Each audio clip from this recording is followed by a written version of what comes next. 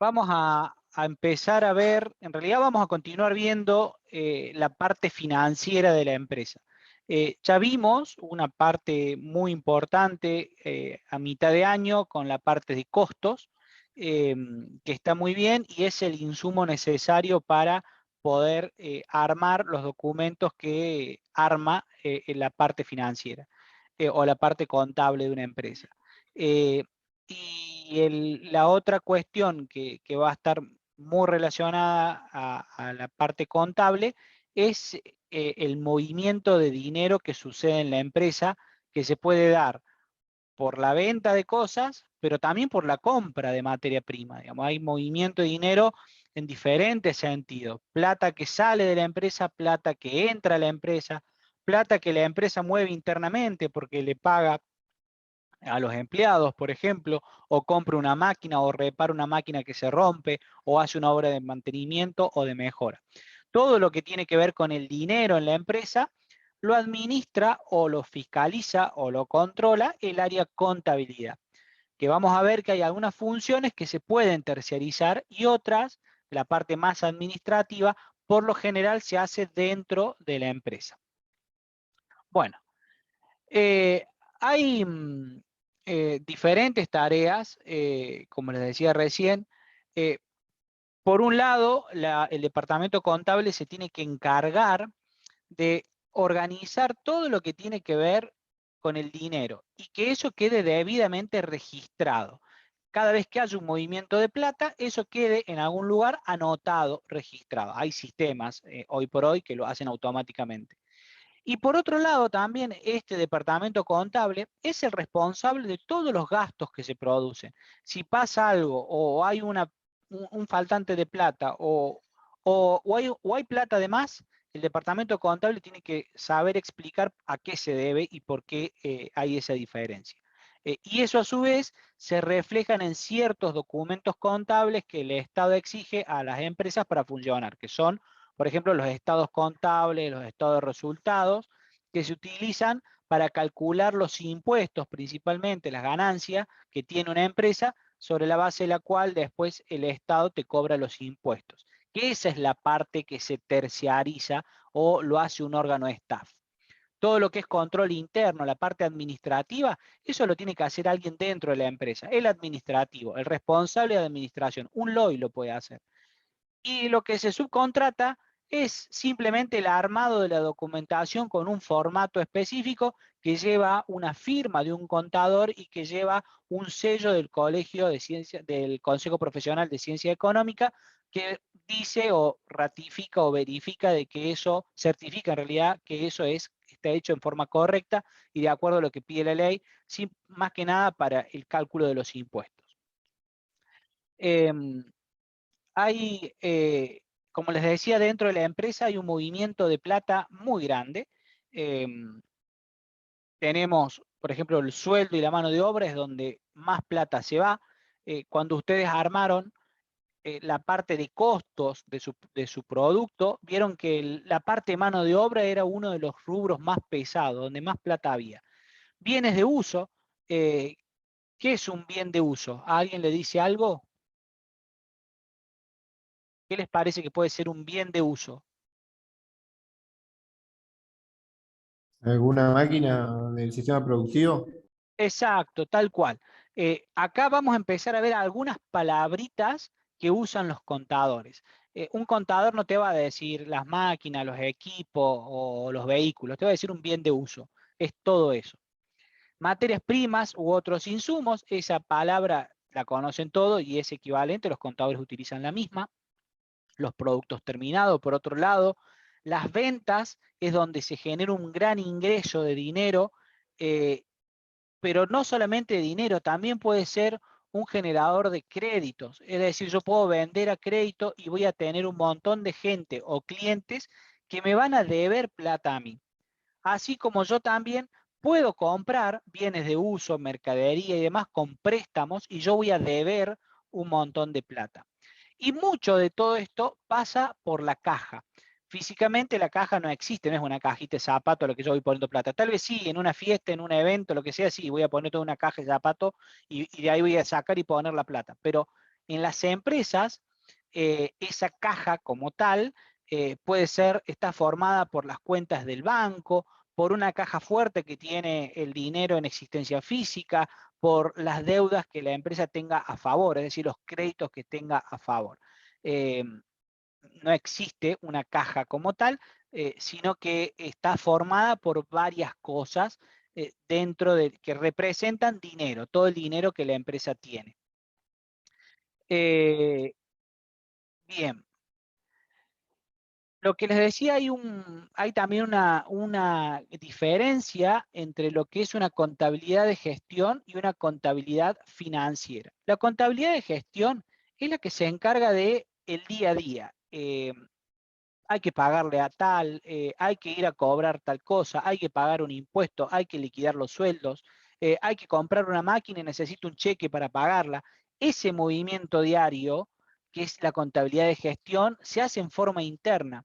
La hace el que administra la empresa, muchas veces la hace el dueño. Eso no se puede subcontratar, es muy difícil que alguien, un staff, un externo lo haga, porque te exige una dinámica diaria que te pide que el empleado tenga que estar ahí, dentro de la empresa todos los días.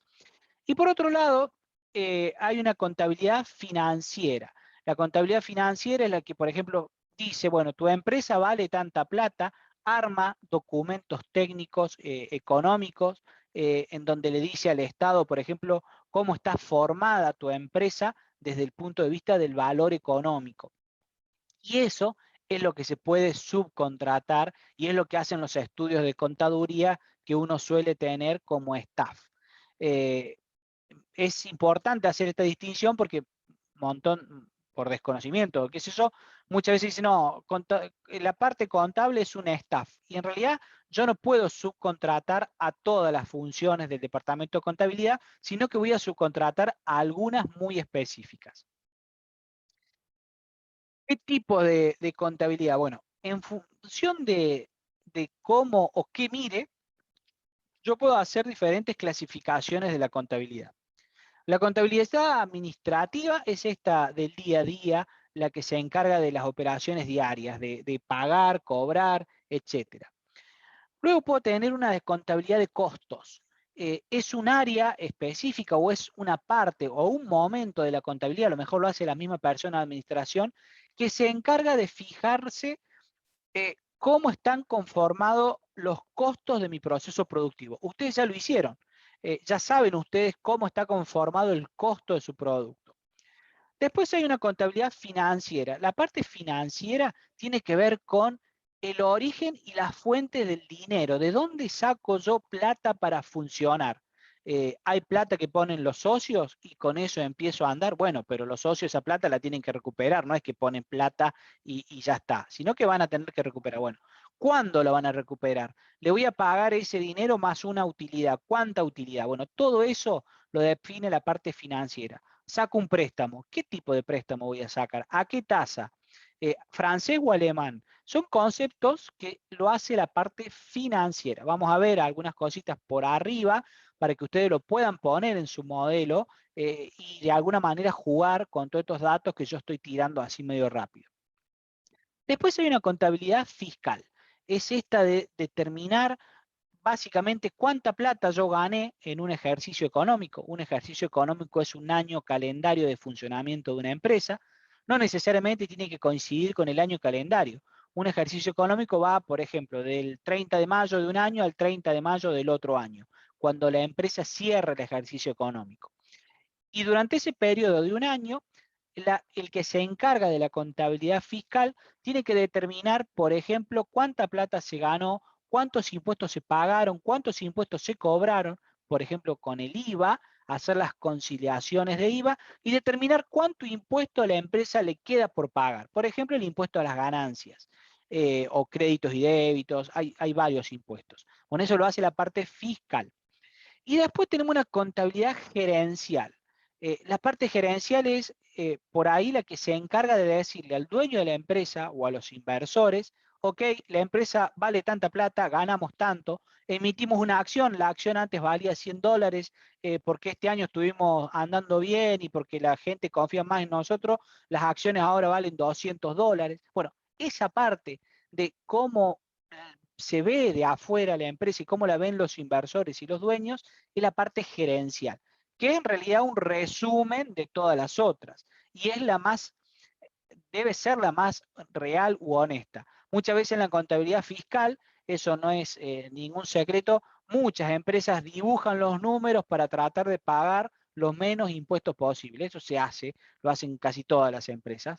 Pero la contabilidad gerencial tiene que tener en claro y decirle al dueño de la empresa, che, mira, acá dibujamos esto, dibujamos esto otro, y en realidad pagamos menos impuestos porque demostramos que ganamos menos plata en el medio. Bueno, eh, son cosas que se hacen, o estrategias, por ejemplo, para pagar menos impuestos tengo que tener más gastos. Entonces, por eso muchas empresas, cuando están cerrando su ejercicio económico, si tienen muchos ingresos y pocos egresos, en vez de pagar los impuestos, les conviene hacer inversiones, comprar una máquina, comprar un utilitario, hacer una ampliación de la fábrica, porque de esa manera van a demostrar que gastaron plata, y de la diferencia entre lo que ganaron y lo que gastaron es poca, y como es poca la diferencia, se pagan menos impuestos, porque los impuestos se pagan sobre el total que te queda a vos de dinero cuando cierre el ejercicio.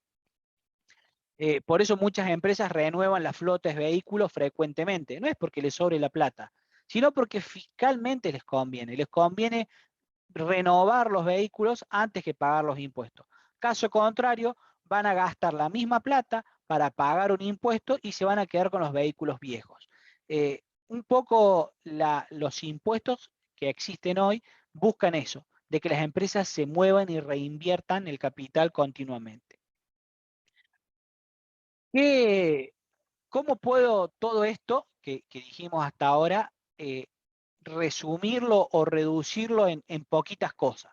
Bueno, se pueden clasificar en 5 grandes funciones que se encarga el Departamento de Contabilidad.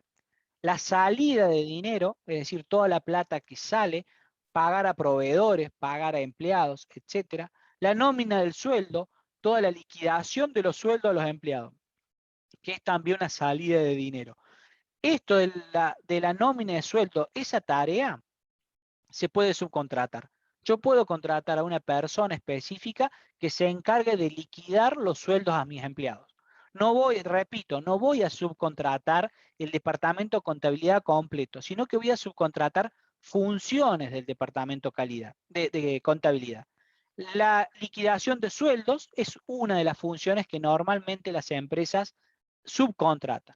Porque pagar un sueldo no es sacar plata de la caja y decir, vos ganás 100, sí, perfecto, hay que tener los 100. Sino que sobre esos 100 pesos que yo le pago, tengo que pagar las cargas sociales al Estado, seguros, ART, un montón de cosas que las tiene que liquidar una persona que sepa del tema. Liquidar vacaciones, los viáticos, el SAC, que es el aguinaldo, que es un sueldo anual complementario, eso es lo que significa SAC. Bueno, todo eso lo tiene que hacer una persona que sepa. Después hay una tarea que se dedica al control financiero. Es frecuente o común en las empresas hacer control cruzado. Subcontratamos una empresa que se dedique a hacer un control de mis libros contables para ver si yo cometí un error o no.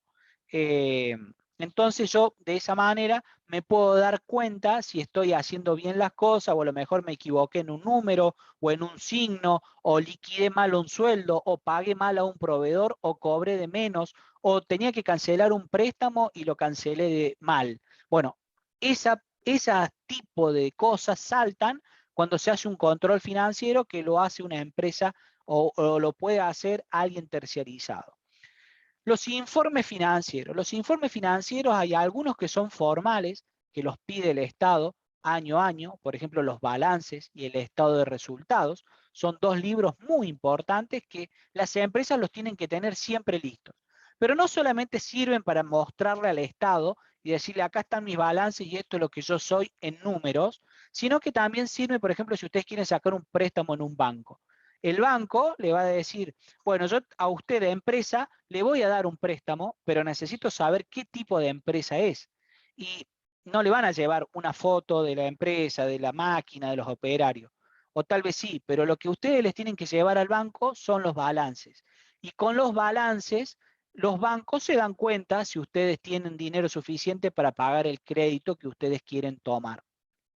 Hay diferentes cálculos que se hacen con los números que figuran en un balance. Vamos a ver un ejemplo de lo que es un balance, que le permiten a un banco, por ejemplo, saber si ustedes son solventes, si ustedes pueden pagar un préstamo, si tienen suficiente deuda, si pueden tomar más deuda o no. Es una carta de presentación el balance. Es una foto de la empresa fría en números. Eso se puede subcontratar. Yo puedo decirle a un terciarizado que me arme el balance, pero va a necesitar de un montón de datos que se lo va a dar un administrativo que trabaja adentro de la empresa, que hace la contabilidad administrativa diaria. Y, por supuesto, también puede trabajar en lo que tiene que ver con las entradas de dinero, las ventas. Va a trabajar muy de cerca con el departamento comercial. El departamento comercial a lo mejor vende, el departamento contable tiene que confeccionar facturas, bueno, controlar si se vende a crédito, cuándo yo le voy a cobrar a mis acreedores. Bueno, todo ese tipo de interacciones también la hace el departamento contable. Como ven, es una actividad muy movida, por eso van a ver que siempre los contadores andan muy serios y enojados porque andan con un montón de números en la cabeza y cualquier número que le erren es plata que se pierde o plata o algo que le sale mal. Y muchas veces los contadores también cobran beneficios a porcentaje del dinero que están administrando. Entonces, si se le erran muy mal, cobran también mucha menos plata. Bueno, ¿qué funciones son las que tienen que tener o son las funciones que sí o sí van a encontrar, además de todo lo que les dije recién? El control de los libros contables. Llevar los libros contables, que básicamente son dos más alguno más, los balances y el estado de resultado. El cierre del ejercicio, para armar los libros contables, cuando la empresa cierra su ejercicio, que como les dije, puede ser cualquier día del año y todos los años va a ser ese mismo día, si eso queda fijado en el estatuto de la empresa, tiene que armar el balance, una foto de la empresa en números. La cuenta de pérdidas y ganancias, es decir, cuánto ganó y cuánto perdió, es como una foto de lo que me queda en limpio, de la plata que me queda en limpio. Y una memoria de cuentas es de aquellas eh, partes del balance más importantes, por ejemplo, mercaderías o materiales, hacer un análisis desglosado. Bueno, materiales en el balance dice que son 3 millones de pesos. ¿Cómo están compuestos esos 3 millones de pesos? Bueno, se componen de 1 millón de materia prima, 1 millón de productos intermedios y 1 millón de pesos en productos terminados. Eso es una memoria de cuentas, como un desglose, una apertura. En el balance va a aparecer una línea que va a decir bienes de uso, 10 millones de pesos. Y en la apertura, en la memoria de cuenta, va a decir, esos 10 millones de pesos están conformados por una máquina que sale 2 millones de pesos, otra máquina que vale 5 millones de pesos y 3 máquinas de 1 millón de pesos, y así llegamos a los 10 millones que tengo en bienes de uso en el balance. Y por cada cuenta lleva una apertura. Estos movimientos, esta foto, para que un tercero te crea que es real, hay que hacer lo que se llama una obligación registral. Hay que ir a un colegio profesional de ciencia económica que va a revisar la documentación y va a decir, ok, esto es correcto, y te va a poner un sello que significa que es fidedigno, que es real. Un balance que no tenga la legalización por el Consejo Profesional de Ciencia Económica no vale de nada. El banco no te lo toma por válido. Y de todo esto surge la preparación de los impuestos, la liquidación de impuestos que yo como empresa tengo que pagar. Como ven, es súper compleja la función, por eso hay contadores que estudian 5 o 6 años para solamente hacer esto. Es bastante abarcativo. Pero como LOI, hay que tener una noción de qué hacen para entenderlo, porque muchas veces nosotros vamos a tener que darle asistencia a estas funciones, darle datos, darle consejo, información para que el contador pueda armar toda esta documentación. ¿Se entiende hasta ahora o voy muy rápido?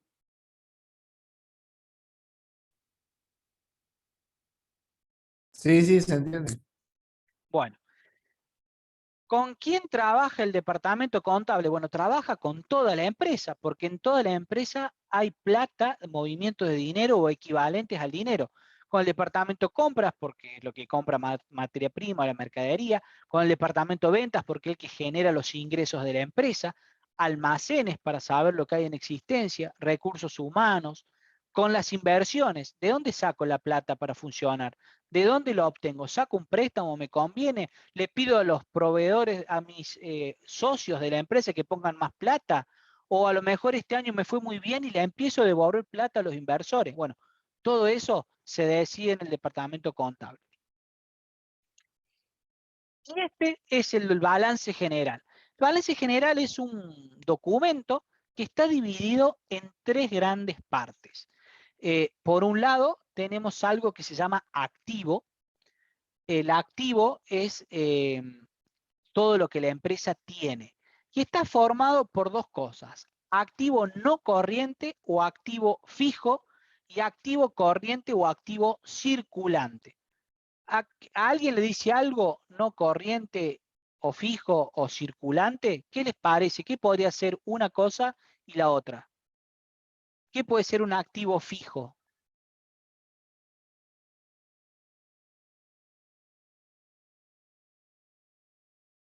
El silencio. Es más fácil de lo que ustedes piensan. ¿Qué puede ser un activo fijo? Algo tangible, físico. El edificio donde funciona la fábrica, por ejemplo, o un local. Bien, eso es un activo fijo. Si es propio, es un activo fijo, ¿no? Si está alquilado, no estaría ahí, pero sí. Las máquinas son activos fijos. Las computadoras, los muebles y útiles, los vehículos son activos fijos. Todo lo que la empresa tiene que se puede tocar, que se puede ver. Eh, Ahí entra en la discusión porque muchas empresas a lo mejor son dueñas de patentes, una patente para fabricar un determinado producto. ¿Eso es un activo fijo o un activo, no, o un activo circulante? La realidad es que un activo fijo, muchas veces la patente puede considerarse como un activo fijo, pero eso lo determina finalmente un contador. ¿Y el activo circulante a qué le suena? ¿Qué es lo que más se mueve en una empresa? Se los dije recién un montón de veces.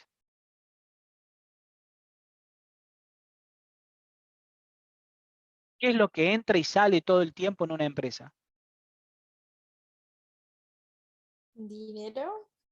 El dinero es el activo circulante por excelencia. ¿Qué más entra y sale todo el tiempo en una empresa?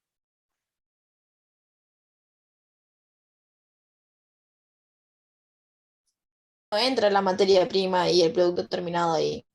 Exacto, toda la mercadería también es activo circulante. Todo lo que se mueve, ya sea materia prima o dinero en todas sus formas, ya sea bancario, electrónico, lo que sea, es el activo circulante. Los préstamos, las deudas que me deben, la plata que me deben a mí, también forma parte del activo circulante, porque en algún momento esa plata va a entrar. Ahora, si yo vendo a crédito y esos créditos son larguísimos y exceden el plazo de un ejercicio económico, es decir, yo vendo un bien y no lo voy a cobrar en este ejercicio económico, lo voy a cobrar en el siguiente o en el otro, eso pasa a ser un activo fijo, porque es como es plata que me deben, pero que no la tengo disponible inmediatamente para trabajar. Y las deudas a corto plazo que me deben a mí es lo circulante o que se mueve dentro del ejercicio económico, se lo puede considerar como activo circulante.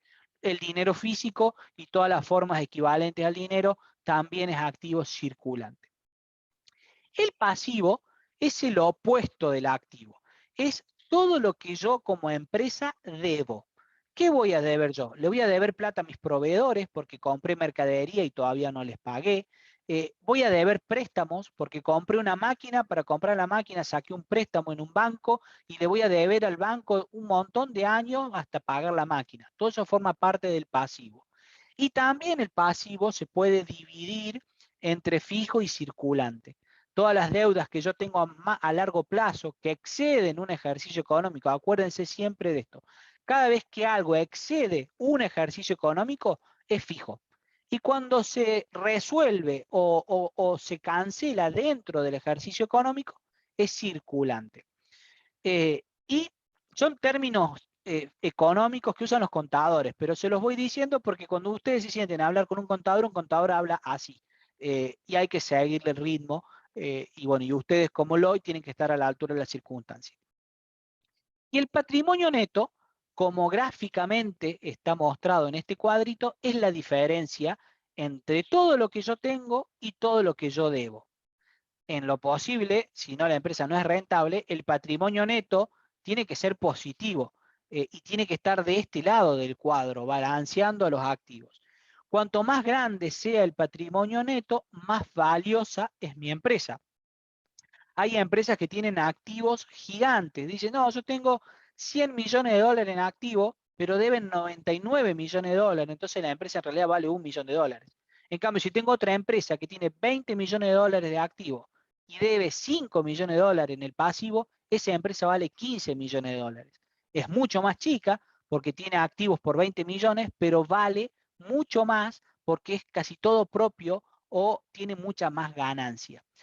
Eso, ¿qué empresa es mejor que la otra? Y es difícil saberlo porque depende de la estrategia. Hay empresas que trabajan por volumen, tienen muchísimo activo, muchísimo pasivo, pero es tanto lo que entra y sale, entra y sale, entra y sale, que la diferencia en proporción es poca, pero es un monto de dinero muy alto.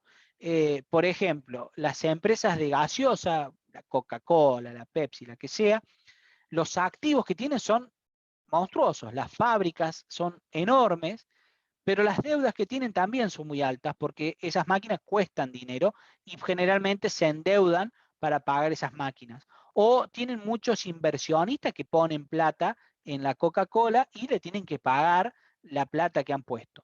Y lo que realmente vale la empresa es poco, pero es tan grande la empresa que ese poquito es un montón de dinero. Bueno, eso va a depender de cada empresa. Acá, si yo abro un poquito más el balance, cuando uno ve un balance, tiene es esto, una tabla con un montón de numeritos. Y por ejemplo, del lado del activo, yo voy a tener el activo fijo no corriente formado, por ejemplo, por la maquinaria. Y después en otro papel voy a tener un desglose de cómo llego a ese monto de 700 millones de dólares, podría ser, o 700.000 dólares, el monto que sea, de máquinas. Y eso forma parte del material inmovilizado. Luego del tablero del activo circulante o activo corriente, yo lo voy a dividir por lo general en tres, o va a estar dividido en tres. Por un lado, las existencias, es decir, cuánto material yo tengo. En este caso, la empresa tiene una sola existencia, produce una sola cosa, que es un tablero, y vale 300.000 dólares o el monto que sea. El activo realizable, que es de aquellos que me van a pagar, la plata que me deben a mí. No lo tengo al dinero, pero lo voy a convertir en dinero pronto. Bueno, ese activo realizable va a estar definido por todas las cuentas por cobrar que yo tenga. Puedo poner un monto redondo y en la memoria de cuenta hacer el análisis, el desglose de toda la gente que me debe plata a mí y cuánto me deben y cuándo voy a cobrar. Y queda de esa manera definido. Y por último, va a estar el disponible, lo que realmente tengo. Toda la plata que yo tengo en la caja, lo que tengo en el banco, lo que tengo en cheque, lo que realmente tengo como plata per se. Muchas veces los clientes del activo realizable no, por algún motivo, algún cliente no me paga y es imposible cobrarle y eso se transforma en una pérdida y va del otro lado, del pasivo, y lo tengo que dar a pérdida y me va a restar patrimonio neto. Bueno, como les decía, el pasivo tiene su equivalencia con el activo, pero en el sentido opuesto. Tengo un pasivo espontáneo, que se le puede decir, o pasivo corriente, que es lo que yo tengo que pagar inmediatamente, esta semana, dentro de este mes o en el corto plazo. Puedo tener un pasivo expreso con préstamos por ejemplo, de 6 meses, de 8 meses, a cancelar dentro del año. Y esto, si está dentro del mismo periodo o ejercicio económico, pasa a ser el pasivo circulante o corriente. Y los préstamos a largo plazo son los préstamos que yo saqué a varios años para pagar a lo mejor las máquinas que tengo en la empresa o una parte de las máquinas. La diferencia es el patrimonio neto. Como ven, si yo sumo las dos columnas dan lo mismo. El total de activos da 1.260 y el total de pasivo también da 1.260. En total, la empresa ganó tiene 580. 500 es el capital, la plata que se usa para trabajar, y 80 es lo que se terminó ganando este año. El Estado te va a cobrar impuestos sobre estos 80 pesos, o 80.000 seguramente.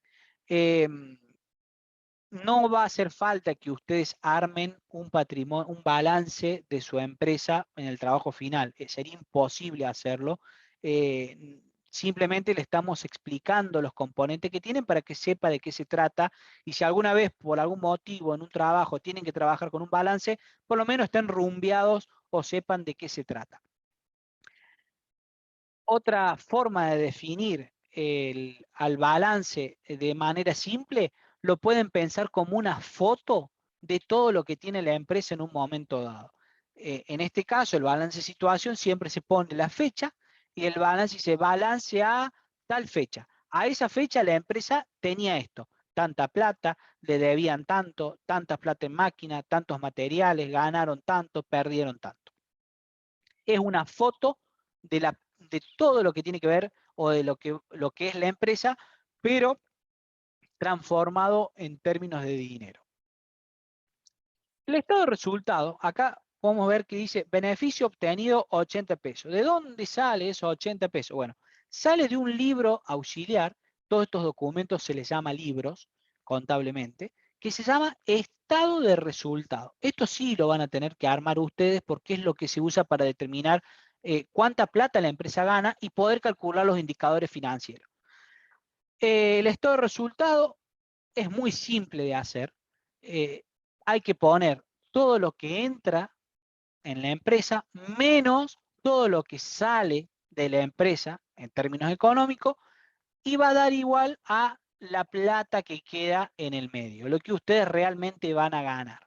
Eso se hace periodo por periodo, lo pueden hacer mensualmente, mes a mes, y sacar una tabla que les va a mostrar un año completo de la variación del estado de resultado.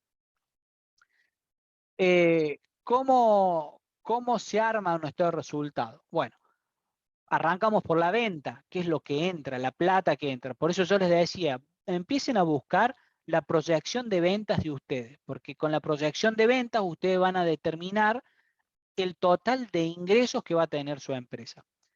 ¿A eso qué le tienen que restar? ¿Y cuánto te costó fabricar eso que vos vendiste? Entonces vamos a ver que 160.000 pesos vendí, pero me cuesta 120, en realidad gané 40.000 pesos. Pero esos 40.000 pesos no van directo a mi bolsillo. Yo tengo otros gastos que ustedes ya los tienen identificados cuando hicieron el trabajo práctico de costos. Por ejemplo, los gastos administrativos, gastos de venta, amortización o depreciación. Y de esos 40.000, en realidad hay 10.000 que se les van en indirectos. Entonces ya no tienen 40.000 en el bolsillo, tienen 30.000.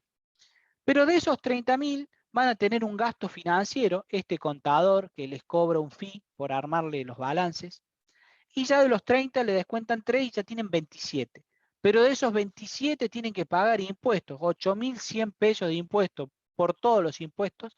Entonces, de los 40.000 que les hubieses quedado limpio, cuando empezás a descontar todos los componentes, te quedan menos de 20. Y estos números son aproximados. Por lo general, del total que a una empresa le tiene como utilidad bruta, lo que realmente termina quedando en limpio es la mitad o menos, porque se van en estos gastos indirectos o impuestos. Con esto es una foto a lo mejor a un día o a un mes. Podríamos suponer que estos 160.000 pesos son las ventas de un mes. Lo podemos hacer a un año también, pero hay que fijar un periodo de tiempo. Una vez que yo fijo un periodo de tiempo, que como les digo, por lo general es mensual, se puede armar un flujo de caja. Pongo una columna al lado de la otra con todos los ingresos y los egresos y todos los numeritos. Les voy a mostrar un ejemplo después. Y vamos a ver cómo va variando. Este mes gané 18, el otro mes gané 30, el otro mes perdí 7, después perdí de nuevo 5, después gané 100. Bueno, esa variación la voy a ir viendo en este dibujo, en esta tabla, y me va a permitir calcular indicadores financieros para saber si mi empresa es rentable o no. Y esto es un ejemplo de un flujo de caja. Fíjense, acá está dibujado el flujo de caja para los meses de enero, febrero, marzo y abril. En los ingresos tenemos cuentas por cobrar, vendemos a crédito aparentemente, 34.000 pesos, 86.000 pesos, 88.800, 90.800. Total de ingresos, bueno, es lo que está arriba. Y después empezamos a poner todos los egresos. Cuentas por pagar, todos los costos que yo tengo, 23.500, 49, 50, 51. Algunos cuentas por pagar van a ser costos fijos y otros van a ser costos variables. Acá lo van a tener que detallar tal cual ustedes lo tienen en costos. Gastos administrativos, los sueldos de los empleados, del personal de staff, los gastos de estructuras de la empresa, gastos de venta, una comisión que le paguen a un vendedor si las hubiese, los impuestos que pagan, y les va a quedar el total de egresos. Entonces, en el mes 1 los egresos fueron 43.580, en el mes 2 69.310, 71.760, 72.270. Lo que queda de la diferencia entre lo que entra y lo que sale es lo que realmente hay en la caja. Entonces, en el mes 1 yo voy a tener una pérdida de 9.580 pesos. Y después empiezo a tener ganancias, 16.800, 17.40, 18.500. Pero no es factible que yo arranque una empresa con un monto negativo. No existe la plata negativa. Tengo que tener o hacer algo o inyectar un capital para salvar eso negativo. Entonces, ¿cuánta plata yo tendría que poner por lo menos para que levantar ese negativo? ¿Cuál sería el mínimo dinero que yo tendría que poner como capital para que esta empresa ande?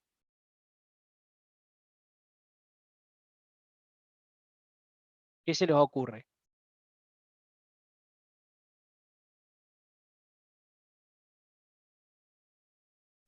¿Qué silencio? Bueno, por lo menos tengo que levantar esta pérdida que tengo acá. Esto se le llama quebranto también. Esta pérdida que tengo acá de 9.580 yo lo tengo que subsanar con un crédito. Inyectar plata a la empresa. Y es así como se decide cuánta plata yo tengo que poner, cuál es el capital inicial, cuánta plata le voy a pedir al banco. Y al banco le voy a tener que pedir por lo menos 9.580 pesos para que mi empresa no arranque en cero y pueda seguir funcionando. Habrá que ver después si ese préstamo alcanza o no, en función de cómo va evolucionando el flujo de fondo. Acá entonces, en este ejemplo, pedimos un préstamo de 40.000 pesos que entra en enero. Fíjense que acá no había, en los ingresos solamente había cuentas por cobrar. Pero en este cuadro yo tengo un ingreso de 40.000 pesos. Entonces el total de ingresos es 74.000. Ya no tengo 9.000 negativo el primer año, sino que ya tengo 30.000 a favor. Pero esta plata a mí no me la van a dar gratis. Me van a cobrar lo que se llama un servicio de deuda. Es decir, una cuota con un interés. En este ejemplo, el servicio de deuda es 5.000 pesos cada mes. Entonces voy a agregar un renglón más de salida de dinero que va a reflejar cómo va saliendo la plata que cancelaría este préstamo, el servicio de la deuda. Y fíjense cómo cambian los números un montón. En el caso anterior yo tenía menos 9.000, después tenía 7.000, 24 y 42. La caja final era 42.000 pesos. En este caso yo arranco con 30, después me quedan limpio 11, después me quedan limpio 12.040, después me quedan limpio 13.530. Si yo sumo todo esto, me va a dar la caja final, que va a ser alrededor de 60.000 pesos. Es una caja final mucho más alta. Pedimos un préstamo grande, pero me queda más plata en la diferencia a favor. Entonces fue una buena decisión pedir un préstamo de 40.000 pesos. Este es el ejercicio que hay que hacer para saber con cuánta plata yo tengo que arrancar. Como, bueno, está por escrito acá las principales conclusiones de los que les fui diciendo recién. El préstamo de 40.000 dólares es dinero en efectivo que ingresa a la empresa, por lo que pasa a ser parte de los ingresos en efectivo. Cuando ustedes piden un préstamo, el banco le va a dar la plata posta a ustedes y la van a tener ahí en la mano. Las cuotas de 5.000 dólares que la empresa paga por la deuda adquirida pasan a ser parte de los egresos de efectivo, pero para un mejor análisis se incluyen en la partida servicio de deuda. Fíjense, están acá abajo en un renglón aparte. Lo podrían poner también acá dentro del total de egresos, pero muchas veces todo lo que tiene que ver con cosas relativas al pago de préstamos se ponen aparte para que queden mejor individualizados. La diferencia entre el total de ingresos y el total de egresos es el flujo neto económico. Y la diferencia entre ese flujo neto económico y el servicio de deuda es el flujo financiero. Esto es una discriminación que hacen los contadores, porque hay impuestos que se pagan a partir de los resultados económicos y otros impuestos que se pagan a partir de los resultados financieros. No hace falta que nos metamos en este tema. Sepan ustedes que las empresas van a tener diferenciados los préstamos de los ingresos totales que le quedan para básicamente hacer liquidaciones de impuestos. Es muy complejo, esto lo hacen especialistas en impuestos.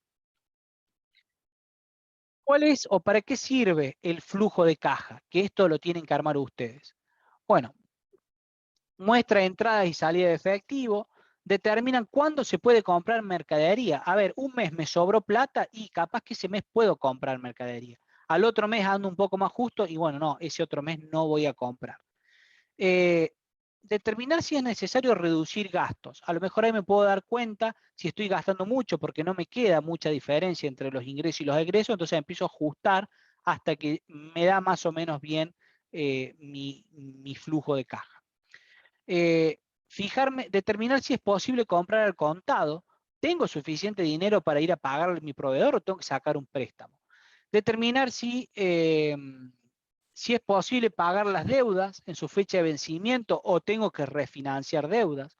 A lo mejor yo me doy cuenta que saqué un préstamo, no lo puedo pagar, pero ya anticipadamente me doy cuenta que no lo puedo pagar, entonces yo puedo ir al banco y renegociar la deuda. Eso se hace. Y dependiendo del caso, los bancos te dicen, bueno, ok, no hay problema, te doy más plazo, obviamente te cobran más intereses, pero bueno, se hace. Si hay un excedente de efectivo, invertirlo o adquirir una nueva máquina o hacer esto de una ampliación o utilizarlo de alguna manera. Y si no me alcanza la plata y tengo que aumentar la cantidad de efectivo, pensar o determinar cómo lo voy a hacer. Si lo voy a hacer con un préstamo, si lo voy a hacer pidiéndole más plata a los socios, etcétera. Todos este tipo de análisis y razonamientos se hacen a partir de esto, que es el flujo de caja o el cash flow. Ustedes van a armar un cash flow muy resumido. Les voy a dejar un ejemplo de un grupo del año pasado para que lo usen de modelo. Y a partir de ahí vamos a hacer el cálculo de los componentes económicos financieros de su proyecto. ¿Cómo se hace un flujo de caja? Es muy simple. Necesitan tener dos datos fundamentales que ustedes ya lo tienen. Contar con información sobre los ingresos de la empresa, esto es cuánto voy a vender, cuánto pienso que voy a vender. El flujo de caja no deja de ser una proyección, no es como que yo estoy suponiendo lo que va a suceder en el tiempo. Entonces yo puedo armar un flujo de caja de acá a 5 años y suponer las ventas que voy a ir teniendo en los próximos 5 años. Y los egresos de la empresa también los conozco, porque ustedes determinaron en costos cuánto les sale a hacer cada pieza. Entonces, los ingresos lo tienen porque sale del estudio de mercado que hicieron con la proyección de ventas. A lo mejor pueden poner que el primer año venden menos, el segundo año venden un poquito más, el tercero venden más. Y los costos van a tener, o los egresos van a tener que tener cuidado en diferenciar aquellos costos fijos de los variables. Y a partir de ahí, simple, proyectarlo a futuro. Tienen que armar un mes, un periodo, y después ir copiándolo al lado con las variaciones que sean necesarias. Por ejemplo, los ingresos por venta es lo que por lo general va a cambiar y ustedes lo pueden proyectar. En este ejemplo, el mes 1 vendió 20.000, el mes 2 30.000, el mes 3 22, 24, 23. A lo mejor esto sale de un estudio de mercado. El estudio de mercado les va a decir, bueno, venden de esta forma. Y todo lo otro es lo que ustedes ya armaron para costos. Es restarle todos los egresos que ustedes tienen y les va a dar un saldo neto y un saldo acumulado. Las próximas clases vamos a ver cómo a partir de este saldo neto o saldo acumulado se pueden calcular los indicadores financieros, que con un solo número otra persona que no es parte de la empresa se va a dar cuenta si su empresa sirve o no. Y ese único número, que es el TIR, se calcula a partir de esto, del último renglón que está acá, el saldo neto. Flujo de caja proyectado, ¿para qué nos sirve? Se los pongo acá resaltado. Anticiparnos a futuros déficits o falta de efectivo. Si tengo saldos positivos acumulados, reinvertirlo de alguna manera. A lo mejor me sobra mucha plata, entonces puedo ganar más plata haciendo más plata. Le invierto en el mercado de capital, le compro acciones, invierto en otra empresa, etc. Puedo usarlo para pedir un crédito. Yo puedo ir al banco y decir, miren, yo tengo este flujo de fondo proyectado, como ven es muy sólido, pero si recibo un préstamo puedo duplicar la producción, duplicar las ventas, obtener mucho más ingresos y cancelar el préstamo de ustedes y todos ganamos más dinero. Y también, fundamental, el flujo de fondo es lo que te permite calcular el VAN y el TIR de una empresa. Vamos a ver en la clase que viene qué es el VAN y el TIR y cómo se calcula. Y en una clase presencial, en donde ustedes van a tener que llevar su flujo de fondo armadito, vamos a calcular grupo por grupo el VAN y el TIR juntos. Bueno, hasta ahí lo que es la parte contable. Vamos a ver ahora unos ejemplos. Yo se los dejé subidos al Moodle. Está la presentación, van a tener el video y les dejé este Excel que se está abriendo ahora, que es un Excel real de un grupo del año pasado que les muestra lo que es un cash flow. Miren, no se asusten, ¿eh? ¿Lo están viendo el Excel o no? No, no se ve el power aún. A ver, vamos a poner de vuelta entonces. ¿Ahora lo ven? ¿Se ve ahora? Sí. Bueno, miren, acá este grupo puso, bueno, periodo cero es al momento cuando arranca la empresa. En enero pensaron que iban a vender el 50% de la mercadería, en febrero el 50%, en marzo el 75%, en abril el 75%, el 75%, el 75%, agosto 80%, octubre el 90%, diciembre el 100%. Hasta ahí el primer año, después segundo año, tercer año, cuarto año, quinto año, así hasta el final. Bueno, y a su vez ellas, eran todas chicas, supusieron que todas sus ventas las cobraban a los 30 días. Entonces lo que vendían en enero lo cobraban en febrero, lo que vendían en febrero lo cobraban en marzo, por eso en enero no tienen ingresos. Es una suposición, puede suceder. Puede también que usted diga, no, vamos a vender sí o sí de contado para tener ingresos desde el momento cero. Costos fijos. lo que sí o sí tienen: logística, alquiler, mano de obra, publicidad, staff, otros, internet, energía, amortizaciones. Todo lo que ustedes ya calcularon en costos, está acá en costos fijos. ¿Qué otro egreso tienen? Bueno, los costos variables: materia prima, energía, envases, etc. Acá en este ejemplo las chicas habían supuesto que a sus proveedores también le iban a pagar a 30 días. Entonces, de esa manera, si bien no cobraban dinero, tampoco iban a tener que pagar los costos variables, solamente iban a tener que pagar los costos fijos. Es una suposición, ellas les quisieron hacer así y está aceptado. Ustedes pueden tomar las suposiciones que ustedes quieran. El total de egresos les daba 1.180.000. El primer año tenían 1.180.000 negativo.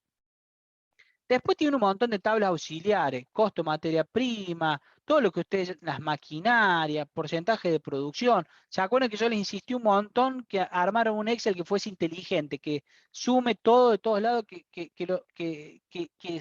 sea automático, cosa que si ustedes tienen que modificar un valor, automáticamente se los actualice? Y de esa manera fueron determinando ingresos menos egresos los que le fue quedando.